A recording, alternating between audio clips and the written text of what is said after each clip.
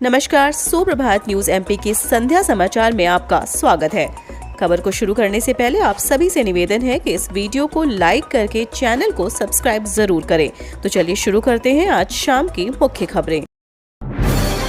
अधिकारियों कर्मचारियों को आयोग ने दिए ये निर्देश, कलेक्टरों को भी सौंपी बड़ी जिम्मेदारी।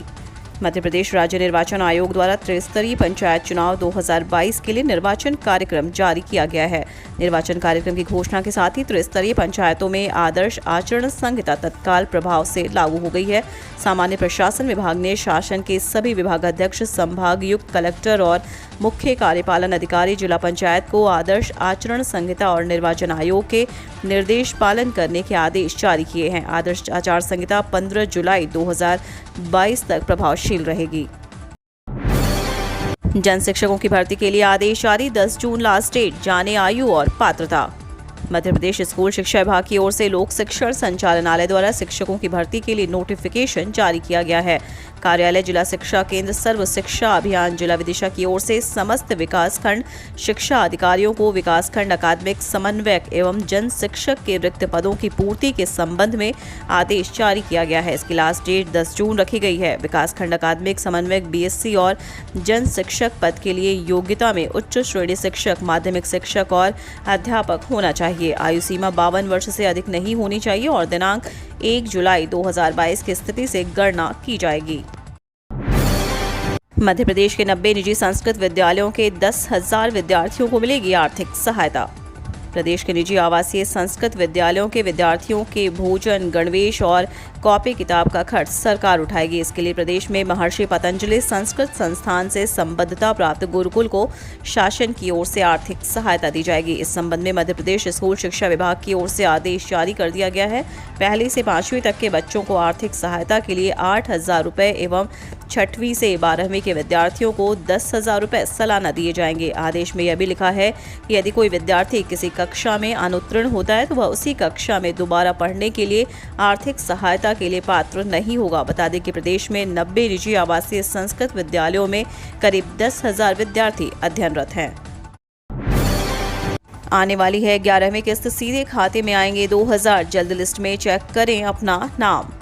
12.50 करोड़ किसानों के लिए खुशखबरी है। प्रधानमंत्री किसान सम्मान निधि योजना की 11वीं किस्त का इंतजार खत्म होने जा रहा है। ताज़ा मीडिया रिपोर्ट्स के अनुसार पीएम किसान योजना की 11वीं किस्त का पैसा 31 मई या फिर 1 जून को जारी किया जा सकता है। इसके लिए तैयारियां शुरू हो गई हैं। किसानों को सलाह दी जाती है कि वे आधिकारिक पोर्टल https:/pmkisan.gov.in पर जाकर ताज़ा स्टेटस चेक करते रहें। वहीं जिन किसानों ने अब तक EKYC नहीं करवाया है, 31 मई 2022 से पहले करवा लें वरना किस्त अटक सकती है। 31 मई तक जिन किसानों की EKYC की प्रक्रिया पूरी नहीं हुई वह 11वीं किस्त से वंचित रह जाएंगे। कर्मचारी पेंशनर्स के हित में हाई कोर्ट का बड़ा फैसला, मिलेगा लाभ, जल्द होगा बकाये का भुगतान। हाई कोर्ट ने एक बार फिर से कर्मचारी और पेंशनर्स पर बड़ा फैसला दिया है। दरअसल सुनवाई के दौरान हाई कोर्ट ने कहा कि किसी कर्मचारी और पूर्व कर्मचारी को उसके वेतन और पेंशन के अधिकार से वंचित नहीं किया जा सकता। अनुच्छेद 300A के तहत उसके लिए संपत्ति के अधिकार का एक आंतरिक हिस्सा है। इसके साथ ही कर्मचारी को पीड़ित होने की अनुमति नहीं दी जा सकती। साथ ही हाईकोर्ट से सेवानिवृत्त कर्मचारियों को जल्द से जल्द एरियर्स इंटरेस्ट भुगतान के निर्देश राज्य शासन को दिए हैं। उड़ीसा उच्च न्यायालय ने माना है कि किसी कर्मचारी या पूर्व कर्मचारी को उसके वेतन या पेंशन का अधिकार है। एमपी का यह रेलवे स्टेशन बनेगा मॉडल स्टेशन। भोपाल के रानी कमलापति रेलवे स्टेशन के बाद अब प्रदेश के एक और बड़े शहर के स्टेशन को मॉडल स्टेशन बनाने की तैयारियां शुरू हो गई हैं। इस स्टेशन को करोड़ों रुपए की लागत से संवारा जाएगा। रेलवे विभाग ने भी स्टेशन के लिए सभी विभागों की अनुमति ले ली है। ग्वालियर स्टेशन को मॉडल स्टेशन बनाने का रास्ता अब साफ हो गया है।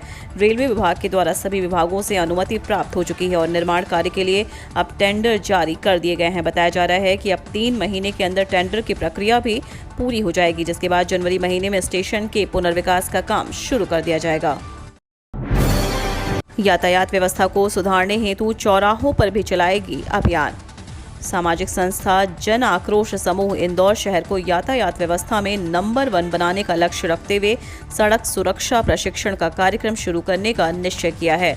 इसके तहत संस्था के सदस्य शहर के प्रमुख निर्धारित चौराहों पर खड़े होकर वाहन चालकों एवं नागरिकों को सड़क पर सुरक्षा हेतु व्यवहारिक ज्ञान और क्षेत्रीय परिवहन कार्यालय में भारी वाहन चालकों के लिए सड़क सुरक्षा संबंधित प्रशिक्षण भी देंगे।